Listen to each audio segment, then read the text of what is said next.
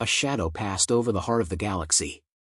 Above the council spire, seat of alien power, diplomacy, and ancient arrogance, the stars dimmed as a fleet of obsidian leviathans emerged from slipspace.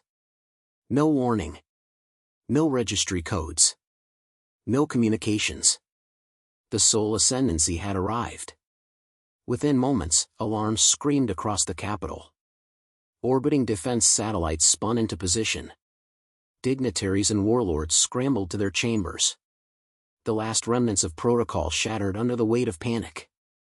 And then, silence. A transmission cut through every frequency, bypassing encryption, jamming overrides. Council of Species. We are the children you tried to erase. We remember fire. We remember silence. And now, we return, not to beg, but to speak. On the bridge of the lead ship Divine Right, Commander Aaron Voss stood motionless, her face lit by the cascading data of fleet telemetry. Her armor shimmered in streaks of shifting metal, neither solid nor liquid. Her eyes, laced with neural filaments, tracked every incoming threat with cold precision. Status, she asked. Her AI adjutant, Echo, responded in a whisper that no one but her could hear. Orbital defenses locked. Their fleet is scrambling. Power signatures erratic. They weren't ready. Good. They shouldn't be. She stepped forward, toward the wide view frame, watching the chaos below. The council spire, a column of crystal and alloy stretching from the upper atmosphere to the planet's core, pulsed with defensive barriers. Hundreds of years ago, it had overseen humanity's execution. Now, she would walk its halls. Commander, said Admiral Karen Solari, her second. We're being hailed. They request terms. Aaron's lips curved slightly, but it wasn't a smile. Send the reply. She tapped her wrist and transmitted one line. We will speak at the tribunal. 3 cycles from now. Or we will speak through force. Inside the spire's central forum, panic had evolved into something worse, debate. Tyranny, spat the Tvari speaker, his translucent skin pulsing red. They defy protocol. They appear in force over our capital without cause. The Charon matriarch leaned forward, unblinking. Perhaps the cause is that we destroyed their world. Extinguished, corrected Chancellor Vorak Tyr, his deep-set eyes unreadable beneath the folds of his scaled face. With reason. Humanity was unstable. Their technology, their aggression, it could not be contained. And yet, muttered the Zalari emissary, it evolved. The room fell still. Make no mistake, Vorak continued, rising to his full height. We will not be judged by the ghosts of a species we were forced to end. We will not kneel before their tricks. He tapped his claw against the marble table. Send the invitation. Let them speak. Then remind them of their place. The landing bay of the council spire had never been so quiet. As Aaron disembarked from her shuttle, flanked by 4 honor guards in living armor, the assembled reception committee tried not to stare, but failed. She walked without hesitation. Every step echoed. The air felt heavier near her, though no instrument registered it. Some whispered it was gravity fields. Others said it was fear. A diplomat approached, young, insectoid, trembling. Commander Voss, welcome to. I'm not here for greetings, she said flatly. I'm here for justice. He stepped back as if struck. Voss turned to the others. The tribunal convenes in 3 cycles. We will wait. Then she turned and walked past them as though the galaxy owed her no explanations, and she was right. Later, aboard her ship, alone in her quarters, she removed her armor and sat before a relic, a small sphere of scorched earth encased in glass. Soil from the ruins of old Earth, retrieved by a covert recovery drone decades after the attack. Play it, she whispered. The lights dimmed. A holographic recording flickered to life, grainy, old, filled with static. A child's voice screamed. Explosions shook the frame. The view turned skyward as fire rained down, ships breaking the sky like hammers. In the chaos, a woman's voice. Run, Aaron. Don't look back. Then silence. The image froze on a young girl staring up, ash in her hair. Erin closed her eyes. 500 years. No screams. No tears. Just memory. You survived, Echo said quietly. She opened her eyes. They thought we were ashes. But we were seeds. There was a pause. Then. The council is divided. Intelligence indicates Chancellor Vorak is preparing contingencies. Assassination, sabotage, or worse. She nodded. Let him. In the council spire's upper tower, Vorak stood alone, watching the stars. He remembered Earth. Remembered the decision. Back then, he had believed it was right. Humanity had risen too fast, wielded technology too dangerous, refused to be contained. And now, they had returned, stronger than ever, claiming they had evolved. He clenched a fist. You should have stayed dead. The tribunal hall stood like a scar across the polished pride of the council spire. Its domed ceiling arched above a circle of 12 thrones, each one representing a dominant species of the galaxy. The center floor, cold and bare, was designed to dwarf the speaker. Symbolism mattered to those who feared truth. The doors parted without ceremony. Commander Erin Voss entered, alone. She wore ceremonial armor, sleek, dark, humming faintly with kinetic energy, but bore no weapons. Her gaze moved across the faces of the council without flinching. She stopped at Voraktir. The Chancellor's expression was a sculpted mask. Behind it, calculation. You are granted audience, he said. Speak your accusations. We indulge your grievances in the interest of transparency and galactic order. Erin stepped to the center. She didn't look up at the ceiling's projection of stars, or the counselors above her. Her voice didn't rise. Earth was not a battlefield. It was an execution ground. A flick of her wrist. A projection erupted into the air, holographic footage recovered from black box satellites. Cities dissolving in orbital fire. Civilian ships crushed under Charon dreadnoughts. Council fleets bombing refugee arcs as they fled. Gasps rippled through the chamber. This is doctored, muttered a Saren delegate. Timestamped. Multi-source verified. Cross-spectrum confirmed, Erin replied. We collected the evidence while rebuilding in exile. You erased our records. Not our witnesses. A second clip replaced the first, fragments of intercepted council communications from the war. Cold orders. Strategic logic stripped of mercy. Contain the human vector. Burn deep. Leave no survivors. Erin turned to face them directly now. You told the galaxy humanity self-destructed. That we were unstable, a threat to peace. You condemned our ambition. But we never attacked first. We broke no treaties. We were inconvenient. The Zalari emissary, eyes glowing softly, leaned forward. And now? We're beyond what we were, she said. We adapted.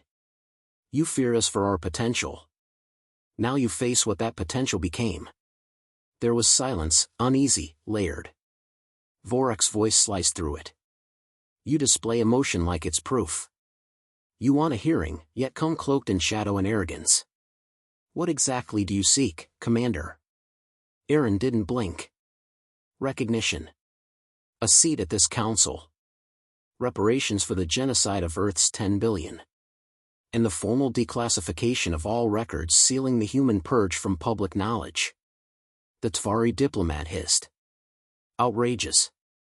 Expected, she said. The Zalari leaned back, studying her. Do you come to restore, or to rule? Erin's answer was immediate. To balance. You've built a structure with no memory. That ends now. In the observation chambers above the tribunal, hundreds watched in stunned silence. Across the galaxy, the broadcast, previously suppressed, leaked through encrypted networks. Species long taught to believe humans were a myth now saw a living contradiction. On board Divine Right, Admiral Solari watched from the command bridge. He didn't speak. Neither did the crew. Aaron had walked into the heart of their enemy's power and laid down truth like a blade. He turned to Echo. Any movement? Yes. Multiple signals near orbit path C9. Unmarked vessels. Cloaking drift suggests Council Black Ops Division. Solari's eyes narrowed. They're going to make a move. Back in the tribunal, Vorak stood slowly. His presence loomed. He gestured, and the chamber's lights dimmed. A new feed appeared, this time, from the Council's own archives. It showed ancient images of human warfare, mushroom clouds, chemical storms, AI rebellions. Scenes Aaron had seen before. The ones used to justify annihilation. This, Vorak said, is what you were. Is it not logical we acted to prevent your contagion? Aaron let the footage play, then stepped forward. That history is real. But partial. We overcame it. The wars ended. Our systems stabilized. You ignored that part. Her voice didn't tremble. You judged us by our worst chapters. We were evolving. You pulled the trigger before we finished. She paused. And now we've finished. The last word hung like weight. One of the Charon delegates finally spoke. And what have you become, Commander? She raised her hand. The hologram shifted, displaying footage of the Soul Ascendancy's inner systems, floating cities orbiting neutron stars, fleets operating through thought-merged pilots, biological machines fused with extinct alien DNA. Civilization rebuilt not in imitation of the Council, but beyond it. While you argued over borders, Aaron said, we were becoming something more. There was awe now. Some resentment. But mostly unease. Vorak's expression turned to stone. And what happens, he asked, if we deny your request? The lights brightened. Aaron didn't threaten. She didn't raise her voice. Then history repeats. Only this time, we're not the ones on trial. An hour later, back aboard Divine Right, a calm burst lit up Aaron's display. It was Admiral Solari. We have a problem, he said. Our outer envoy ship was attacked. No warning. No survivors. Explosive traces match Saren stealth tech. Aaron didn't react immediately. Then? Retaliate? No. Orders? She stared at the starfield ahead, eyes distant. They want to provoke us. Prove the myth they've built. Echo chimed in. But the tribunal hasn't ruled. They're baiting us to strike first. To collapse your argument. She nodded. Then we won't strike. A long silence. But we won't forget. In the shadows of the spire, Vorak met with his advisors. A dozen different species whispered strategies, fears, opportunities. She's gaining traction, one muttered. She's already won hearts, another hissed. Vorak dismissed them. She's a symbol, he said. Symbols can be burned. He turned toward the darkness, where a figure waited, masked, silent, holding a datapad of targets. Let her walk free for now, the Chancellor said. Then make sure she never walks again. The attempt came just before dawn.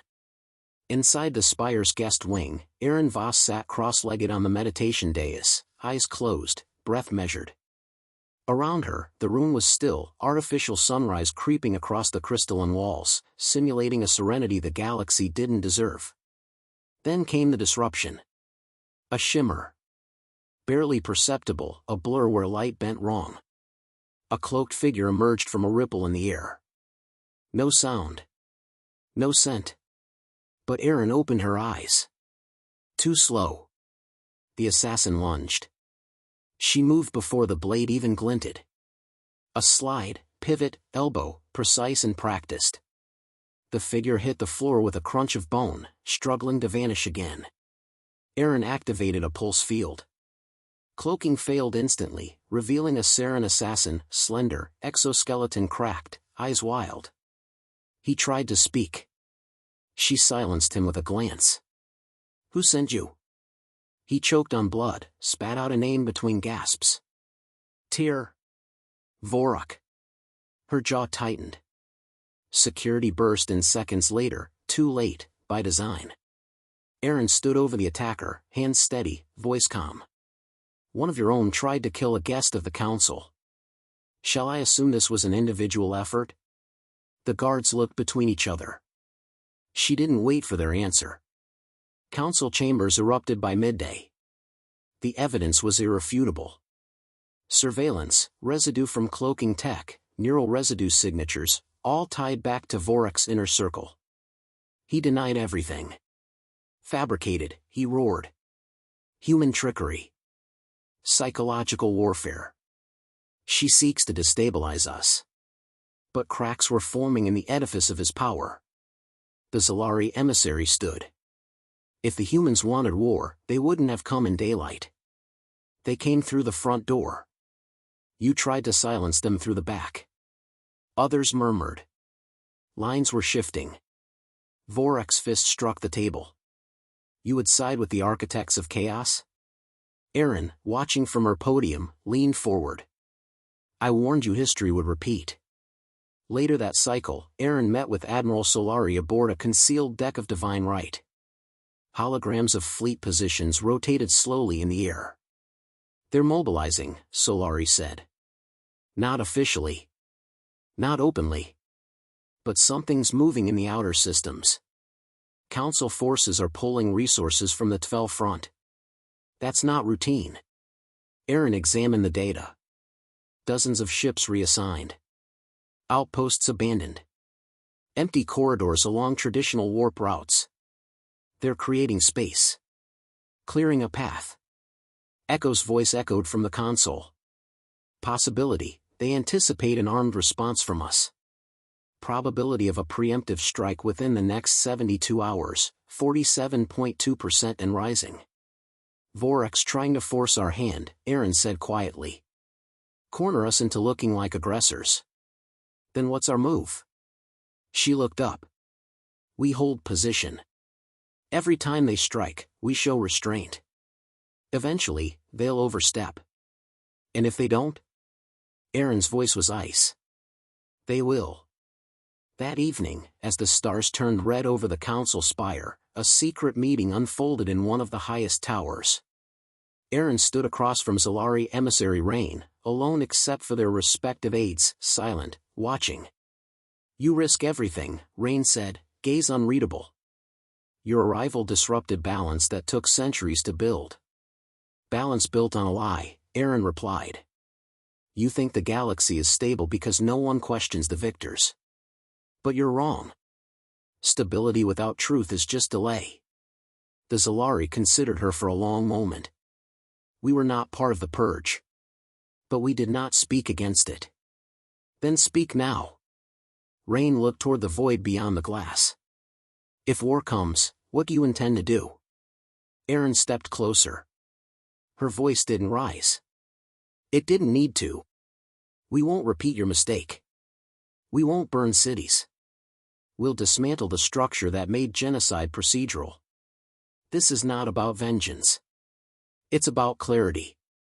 Silence stretched between them like wire. Finally, Rain nodded once. You'll have our vote. The final session of the tribunal convened under a veil of tension. 12 seats. 1 empty. Vorak did not appear. The room shifted. Delegates whispered, exchanged glances. The speaker AI adjusted its frequency and transmitted across all channels. Chancellor Vorak has forfeited his seat. By council charter, absent representatives are disqualified from final judgment. Motion may proceed. Gasps. Aaron didn't move. Solari's voice crackled in her earpiece. He's fled. Our scouts picked up his vessel breaking orbit, heading toward the outer zones. Cowardice, she muttered. Or preparation. The speaker AI chimed again. Proceed with vote. One by one, species cast their verdict. Tvari, abstain. Sharon, oppose.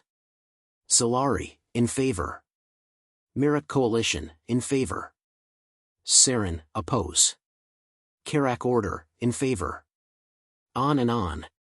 When the final tally appeared, ***7 in favor, 4 opposed, 1 abstained ***, the chamber froze. Motion passed. Humanity is hereby granted council membership. Reparations will be formalized in a secondary session. Archive records on the purge will be declassified by cycle's end. A slow exhale rippled through the room. No applause. Just a recognition that something irreversible had occurred. Erin stood alone in the center, the weight of billions behind her. She had come not for war. But now, she would have to prepare for it. Hours later, in a bunker deep beneath a council colony moon, Vorik met with a new faction, military officers, separatist leaders, and exiled scientists. On a table before them lay designs, dark, jagged, unnatural. Reverse-engineered from what remained of Earth's final defense grid. Let them have their vote, he snarled.